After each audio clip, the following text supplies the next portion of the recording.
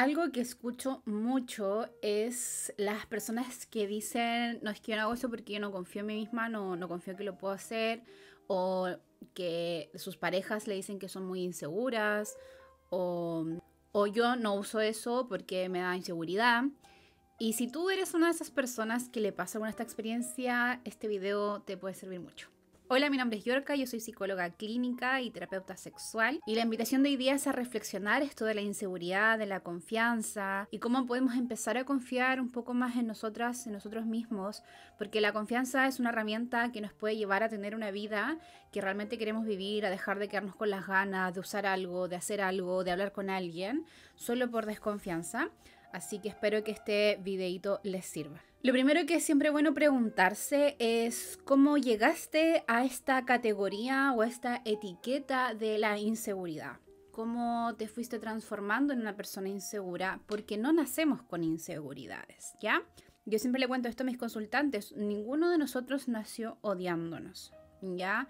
Ninguno de nosotros nacimos despreciando a nosotros mismos, sino fue más bien que aprendimos a que el autodesprecio era algo que era necesario, qué sé yo, podemos darle muchas vueltas. Entonces, súper importante analizar cómo se llegó a transformar en ti esto de la inseguridad, donde escuchaste que tú eras una persona insegura, donde te empezaste a topar, cuáles fueron tus primeras experiencias cercanas a la desconfianza, un poco para entender tu historia y comprender que esto no pasó de la nada, que no fue algo automático, sino que se volvió un mecanismo para reprimir mi comportamiento, reprimir lo que tengo deseo y ganas de hacer, por esto otro que es lo que no debo mostrar, por ejemplo, en el caso de la inseguridad corporal, no debo mostrar el estómago, no debo mostrar las piernas, no debo mostrar los brazos. Bueno, gente que realmente se puede preocupar por todo en relación al cuerpo. ¿Cómo llegaste a ese nivel de análisis sobre tu cuerpo? Bueno, las mujeres yo creo que muchas podemos entender por qué vivimos obviamente en una sociedad en que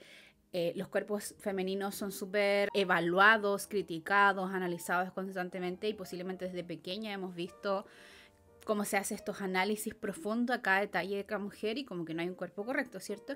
Pero en el caso de los hombres también tienen experiencias similares de cuáles tienen que ser los cuerpos, qué sé yo, o cómo tienen que comportarse en la realidad. Es súper importante comprender cómo empezó esto, cómo tú sientes esta inseguridad, porque no sentimos inseguridad de todo, ¿ya?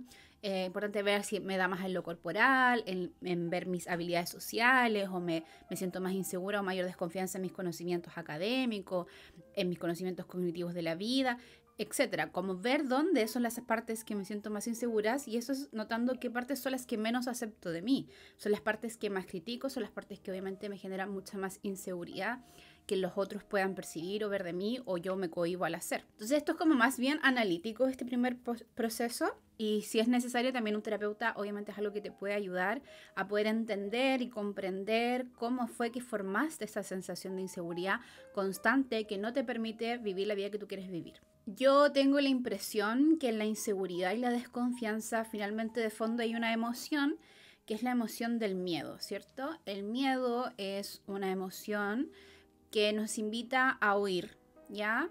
A escapar, a no estar con eso que nos da miedo. Y en esa inseguridad el miedo está muy presente, lo que nos lleva a algo conductual. Es decir, que yo no hago eso que estoy siendo insegura. Como yo hago eso que no estoy siendo insegura, finalmente hay un alivio, porque ya no siento el miedo de hacer eso que me daba inseguridad, y se vuelve recompensatorio. Como siento alivio, empiezo a relacionar que hacer eso que me da miedo es mejor no hacerlo que hacerlo.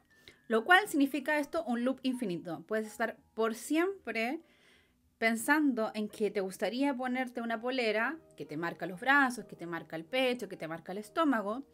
Como tienes miedo de no hacerlo, de lo que van a decir los otros, de qué van a opinar de tu cuerpo, qué van a opinar de ti, qué va a decir eso como persona, como hay miedo, no lo haces, por lo tanto, al no hacerlo, te alivias de ese miedo, y como hay una recompensa positiva de escuchar ese miedo, no lo haces, por lo tanto, no aprendes lo que significaría la confianza.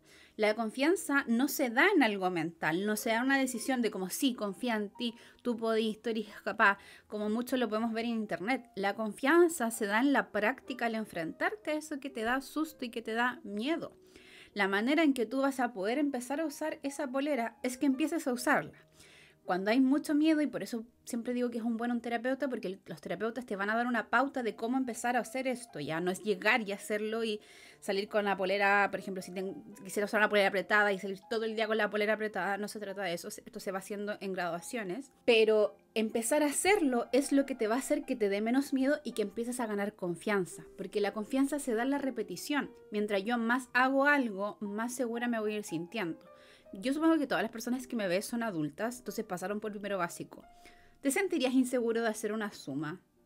Posiblemente no, porque es algo que has hecho muchas veces, lo haces desde que tienes 6 años hasta tu vida actual, has tenido que sumar toda tu vida.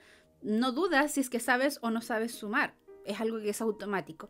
Eso le pasa a la gente que siente confianza. ¿Ya? La gente que siente confianza les sale automático porque lo han practicado mucho, porque se han atrevido a hacerlo y en ese atreverse a hacerlo, aprendieron cómo lidiar con ese miedo, aprendieron a lidiar con esa angustia, con el qué me van a decir y aprender a sostener que la gente te mira, que la gente te observa y que tú puedes y eres capaz de estar con esa sensación de ser observada y no pasa nada. Eso, si bien puede haber cierto grado de preparación mental y de autorregulación emocional, no pasa solo en lo mental, pasa en lo práctico, ¿ya? Entonces, el miedo es algo de una trampa de la que las personas que tienen inseguridad y desconfianza en sí mismas tienen que salir porque si no van a estar infinitamente... Tienen que encontrarse con atreverse, ¿sí? Pero recuerda, la confianza va a ser algo práctico, no fue algo que tú dijiste mentalmente, sabes que sí, parece que yo sí me amo y parece que yo sí puedo hacer estas cosas. Es algo que tú tienes que comprobar con la experiencia. Y finalmente, la práctica es el maestro. Mientras tú más empieces a hacerlo, más vas a ir aprendiendo. Un neurocirujano puede operar cerebros, pero no nació aprendiendo a operar cerebros, tuvo que practicar muchísimo y hacer horas para sentirse tranquilo, para poder operar un cerebro. Un deportista de alto rendimiento practicó horas. Eso no es talento. Puede haber cierta base predictiva de facilidades que tenemos con ciertas herramientas o tenemos ciertas capacidades, pero todas esas personas que nosotros podemos mirar y decir, oye, esa persona se nota muy segura, yo quisiera ser así, esa persona comprobó que podía. Y lo hizo y lo practicó mucho. Y tuvo también cierto grado de tolerancia a la frustración. Supo que se iba a equivocar, supo que las cosas iban a salir mal. Y estuvo ahí para sí mismo, con esa frustración, con ese dolor o con esa decepción que uno puede tener sí mismo. Pudo sostener, y aquí entra la resiliencia finalmente, de que puedo sostener que a veces no soy esa persona que yo quiero ser y que eso está bien. Y que no tenemos por qué ser incluso las expectativas de nuestra propia cabeza, mucho menos tenemos que ser las expectativas exageradas que puedan tener los otros sobre nosotros mismos. Y aquí entra algo súper importante. La psicología humanista dice en sus postulados que el sufrimiento se genera en la versión ideal y en la versión real de ti. La versión ideal es todo aquello que tú todavía no eres, pero que tú sufres por no ser. Esta diferencia de tu yo real y tu yo ideal es acá el espacio del sufrimiento porque estás constantemente no siendo esas expectativas de lo que tú quieres ser.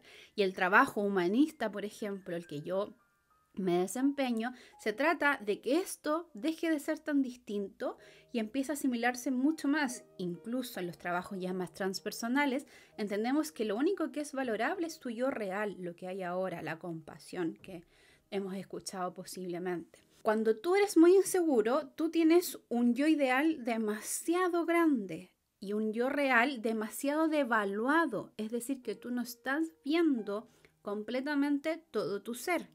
Aquí hay un sufrimiento grande porque si más encima yo me echo para abajo y creo que tengo que ser mucho más allá de lo que podría ser, voy a sufrir infinitamente. Parte de la seguridad, uno, la práctica, dos, es ver quién realmente yo soy. Que soy una persona con sus virtudes y sus defectos. Nadie, absolutamente nadie es 100% bueno o es 100% malo. Todos somos personas con matices, con diferencias, con virtudes, con defectos. A todos nos cuestan cosas, a todos se nos hacen fáciles más cosas. Pero si tú constantemente vas a tratarte mal y vas a mirarte como algo menos que eres, es una trampa infinita de sufrimiento. Y si no vas a poner en práctica las habilidades por las que tú te sientes inseguro, es un bucle de puro sufrimiento y de pasarla muy mal, porque nunca soy suficiente y además, como no soy suficiente, no logro desarrollar esas habilidades que incluso me podrían hacer sentir suficiente. Que tú te veas como realmente eres y tú pongas en práctica aquello que temes, aquello que no te atreves a hacer de una manera segura y de una manera gradual, te vas a empezar a sentir mucho más confiado, mucho más valioso incluso, porque eres capaz, y la confianza va a ser algo automático, no es algo que vas a tener que pensar, no es algo que voy a tener que ponerme modo confianza, modo seguridad en mí misma para poder hacer aquello que quiero hacer. Todas las cosas que tú has escuchado en este video, lo que más me gustaría que te llevaras es que salir de la inseguridad y la desconfianza es práctica, es esfuerzo, es atreverse, porque la práctica realmente hace el maestro. Y la razón por la que yo me siento tan segura de mí misma es porque me he atrevido a practicar y me he atrevido a ver cómo me siento en esos momentos, en esas cosas, y aquello que me da susto, lo intento y lo pruebo y finalmente todo sale bien. Ese es el tema, que la inseguridad te dice, va a salir terrible, va a salir todo súper mal. Y no va a salir todo mal. Posiblemente si te pusiste una polera demasiado apretada, a nadie le importó. Perdona que te lo diga. Perdona que te lo diga. A la gente no le importamos tanto. Lo siento, tenía que decírtelo a alguien. Esta vez me tocó a mí.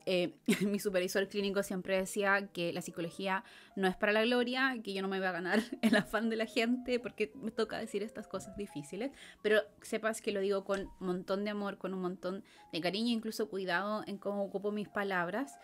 Pero es bueno recibir de repente estos shocks de realidad. Lo siento, tengo que ser yo, no me odien. Cada uno de nosotros está súper obsesionado consigo mismo. Y eso también nos da libertad de poder hacer lo que queramos. No va a haber personas que obviamente van a mirar y van a opinar. Tenemos familias obviamente súper observadoras y juzgadoras en Latinoamérica. Pero su vida avanzan y tú también puedes avanzar. Entonces no te pierdas cosas bacanes o geniales de vivir por miedos que no se han afrontado. Cuando afrontas el miedo puedes decidir si tú quieres o no vivir de esta manera. Ese fue el video de esta semana, espero les haya gustado. Voy a dejarles acá el podcast para que lo puedan ir a escuchar que tenemos con mi esposo Will, que hablamos más de parejas, de amorcito, de adultez, y voy a estar subiendo este tipo de videos semanal. Espero, si todo sale bien, crucen los dedos, hablando de psicología y de reflexiones que me parecen interesantes poder compartirles. Si ustedes quieren una temática relacionada a la psicología, a la vida, que les gustaría que abordara, que pudiera hablar, que les pudiera contar o explicar, me la dejan en los comentarios, y si les gustó el video déjenme un like. Bye.